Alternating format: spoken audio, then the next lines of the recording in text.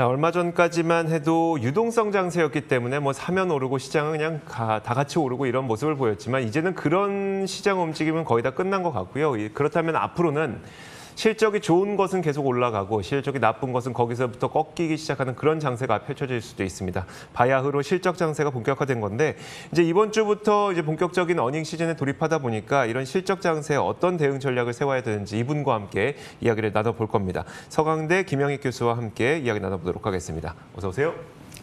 안녕하십니까. 안녕하세요. 네. 자, 먼저 글로벌부터 이야기를 나눠볼게요. 바이든 대통령의 초대형 인프라 투자가 발표가 됐고 이로 인해서 이와 함께 주요 지수들도, 그러니까 주요 지표들도 굉장히 호조세를 나타내고 있거든요. 미국 경제는 이제 정상적인 궤도에 조만간 올라갈 것이다 이렇게 전망을 해도 될까요? 미국 경제는 매우 빠른 속도로 회복되고 있다 이렇게 네. 볼 수가 있겠습니다. 그래서 최근에 여러 기관들, 단체들이 미국 경제 전망하면서 전망치를 계속 올리고 있거든요. 그러니까요. 그래서 저는 미국 경제를 보면서 참 탄력적이다 이렇게 네. 생각을 하는데요. 네. 제가 미국 GDP 그래프 하나 가져왔습니다만은 이 그래프가 나타나면 미국과 잠재 GDP하고 실제 GDP하고 차이를 구해 본 거거든요. GDP 갭이라고 부르는. GDP 갭률인데요. 그 영선이 미국 경제와 성장 능력이에요. 네네. 근데 작년 코로나로 실제 GDP가 미국 잠재 GDP보다 10% 미만으로 떨어졌거든요. 네네. 근데 보시다시피 정말 V자형으로 지금 회복되고 있습니다. 그렇죠. 그리고 블룸버그 컨센서스가 작년에 미국 경제 3.5% 마이너스 성장했는데요. 네네. 올해 5.7% 정도 성장한다는 거예요. 좀 낮은 수준입니다. 다른 네네. 전망치보다. 그래도 블룸버그 컨센서스를 넣으면요. 올 4분기 되면은 실제 GDP가 잠재 GDP를 넘어서 버린다는 겁니다. 실제 GDP가 잠재 GDP를 넘어선다. 그 예, 말은 예. 약간의 과열이처럼 될 수 있는. 과열이죠. 네네. 수요가 공급을 초과한다는 겁니다. 네네. 그래서 이것 때문에 지금 경제학자들 사이에서 논란이 많이 심화되고 있습니다만은 이것 때문에 인플레가 나타날 수 있을 것이다. 네네. 그래서 금리가 오를 수밖에 없다. 그만큼 지금 미국 경제가 빨리 회복되고 있다는 것입니다. 네. 아니 그 경제 회복되고 있다는 점을 부인하는 사람은 없을 것 같은데 그럼 이 경제 회복을 어떻게 봐야 되느냐에 대해서는 참 논란이 되고 있는 것 같거든요. 경제 회복과 함께 금리가 인상되면서 기업들의 이익에도 좀 타격이 있지 않을까 이런 생각도 있는 것 같기도 하고요. 주식증문에 보면은 긍정적인 측면을 말씀하신 것처럼 경제 성장이 올라가니까 기업 이익도 증가할 것이다. 네네. 주가도 오를 것이다. 그래서 주가 계속 상승을 전망하는 분도 있고요. 네. 그런데 이렇게 수요가 늘어나면은 결국 물가가 올라갈 것이다. 그렇죠. 네. 특히 2분기는 기저효과도 있어가지고요. 제가 전망하면 물가가 한 3.5% 소비자 물가가 이 정도 나오거든요. 네. 그러면은 금리가 올라갈 수밖에 없죠. 그렇죠. 그래서 경제 성장을 올라간 것은 주식시장이 긍정적이나 물가가 이렇게 오르고 금리가 2% 넘으면은 또 네. 주식시장에 부정적인 영향을 작용할 거라는 거죠. 네네. 지금 두 가지 힘이 균형을 찾아가는 과정인데요. 그러니까요. 네. 그런데 저는 2분기 물가가 이렇게 3.5% 정도 나오면은 네. 미 국채 10년 수익률이 2% 좀 넘어서면서 네. 균형이 금리 쪽으로 조금 기울어지지 않을까 그렇게 생각합니다. 알겠습니다. 자, 근데 그렇게 되다 보니까 경기 회복에 대한 기대감과 함께 금값은 또 굉장히 상승 동력을 잃었어요. 그래서 꽤 많이 하락하고 있고 그런데 이게 이제 앞으로는 이제 금에 대한 매력도는 많이 떨어진 건가요? 앞으로도 그렇게 될 것 같으세요? 저는 아주 장기적으로 보면은 금의 매력도 계속 지속될 거라고 보고 있습니다. 금값을 결정하는 게 달러 가치고요. 그렇죠. 그다음에 인플레율이고 유동성이거든요. 그런데 아주 장기적 올해는 저는 달러가 약간 강세를 보이라고 생각하는데요. 네네. 미국 경제 불균형을 해소하는 과정에서 달러 가치는 장기적으로 떨어질 것이다. 그래서 금값은 오를 것이다. 그리고 앞서 말씀드렸으면 미국에서 지금 인플레 논쟁이 벌어지고 있거든요. 네네. 인플레가 오면은 그 대체 투자 수단 중 하나가 금이에요. 원래 인플레이션 해지 수단이라고 많이 불렀던 게 또 금이니까요. 그런데 최근에 금값이 온스당 2,050달러까지 갔다가 1,730달러 안팎에서 움직이고 있는데요. 저는 단기적으로 앞으로 2분기, 3분기 보면요. 금값이 여기보다 떨어지기보다는 오르라고 생각하고 있습니다. 제가 그래프 지금 나오고 있습니다만은 장기적으로 미국 금값 보니까요. 미국의 실질 금리하고 역외함수예요.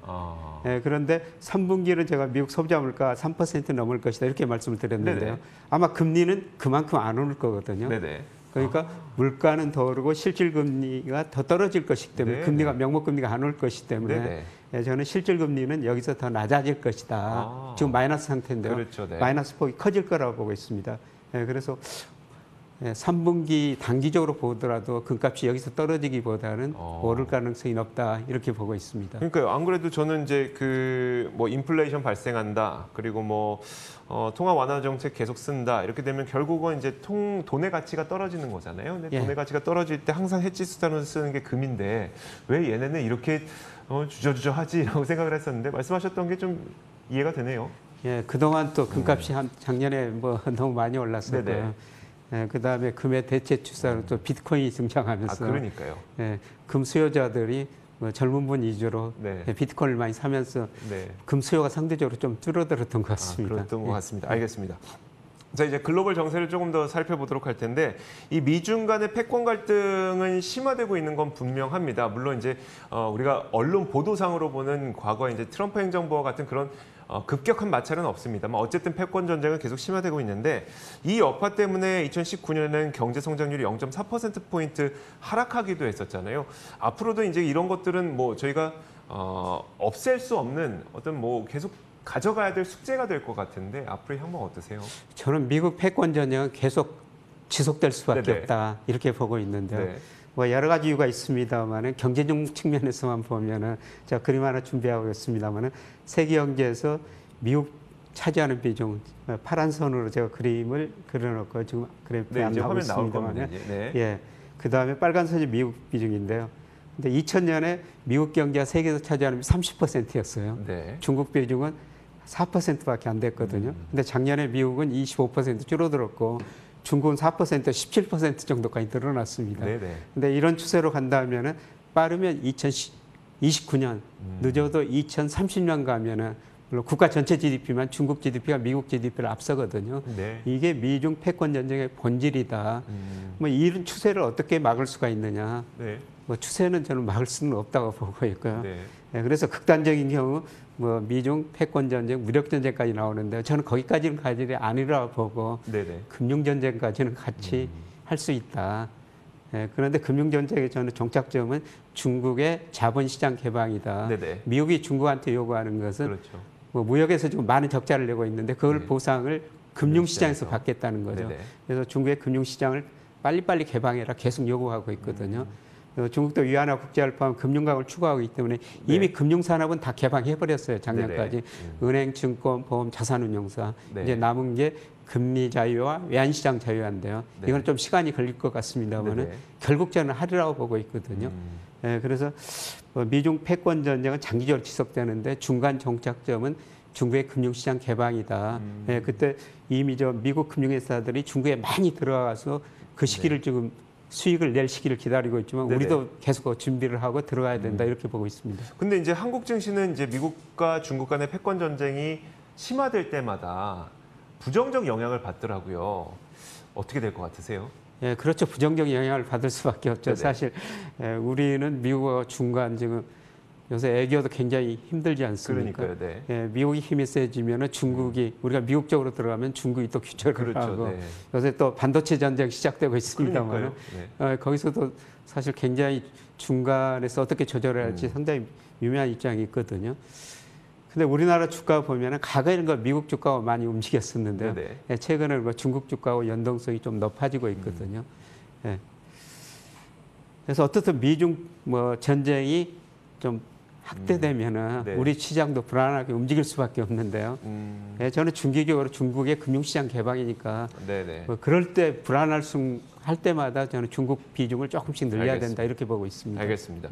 자, 이제 외국인의 매수세가 좀 우리나라로 다시 돌아오나 싶거든요. 이 분위기가 계속 이어질 수 있을지 외국인들의 향방에 대해서는 어떻게 전망하고 계세요? 예, 저는 아직도 본격적으로 들어오는 시기는 아니라고 보고 있습니다. 네네. 예, 지금 이머징 마켓 주식을 외국인들이 조금씩 사고 있는데요. 네. 가장 많이 판 게 우리나라하고 대만이거든요. 작년에도 많이 팔고 올해도 많이 팔았어요. 네. 근데 우리나라로 대만을 왜 많이 팔까? 우리나라로 대만 주가가 상대적으로 다른 이머징 마켓에 비해서 많이 올랐거든요. 네네. 예를 들어 작년에 뭐 코스피가 31% 상승했는데 MSCI 세계 평균 주가는 14% 상승밖에 안 했고요. 네네. 올해 들어서 지난주 보니까 뭐 평균 세계 주가가 한 5% 올랐는데 코스피는 8% 올랐거든요. 네. 우리나라 비중이 아직도 외국인 포트폴리오 중에서 아직도 높은 수준이기 때문에 아직도 본격적으로 저는 사는 시기는 아니라고 보고 있습니다. 알겠습니다. 그렇다면 이제 1분기 어닝 시즌이 도래를 하기 때문에 우리가 관심 가져봐야 될 업종, 서프라이즈를 기대해 볼 만한 업종은 어디를 꼽을 수 있을까요? 요새 저는 일평균 수출 금액이나 네네. 우리나라 수출 보고 산업별로 흐름을 판단하는데요. 네네. 올해 작년보다 수출 비중이 늘어나는 게 석유화학이에요. 그렇죠. 네, 그리고 자동차 늘어나고 조선업종 늘어나고 네. 물론 반도체 수출 잘 됩니다. 네. 근데 수출 비중이 늘어나는 나라가 잘 된다는 거거든요. 그렇죠. 네. 일어나면서 뭐 석유화학, 뭐 자동차, 그 다음에 조선. 네네. 뭐 이거는 한번 우리가 관심 있게 지켜볼 필요가 있다고 생각하고 있고요. 근데 문제는 그 주가 지수가 여기서 지속적으로 오르느냐. 네네. 예, 저는 계속 지금 3개월째 박스권 보이고 있으면 네. 2분기까지 박스권 보이고요. 네. 3분기에는 미국 금리가 한 단계 오르고 네. 조금 조정폭이 커질 수 있다고 보고 있거든요. 네. 그래서 지금은 뭐 우리 주식시장 좀 수익률, 기대 수익률 좀 낮추시고 대응하시는 게 좋지 않을까 그런 생각합니다. 네, 알겠습니다. 자, 지금까지 서강대학교 김영희 교수와 함께 이야기 나눠봤습니다. 오늘 말씀 고맙습니다. 예, 고맙습니다. 자, 출발 마케돈 2부도 여기서 마치도록 하겠습니다. 저희는 내일 같은 시간에 찾아오겠습니다. 함께해 주신 여러분 고맙습니다.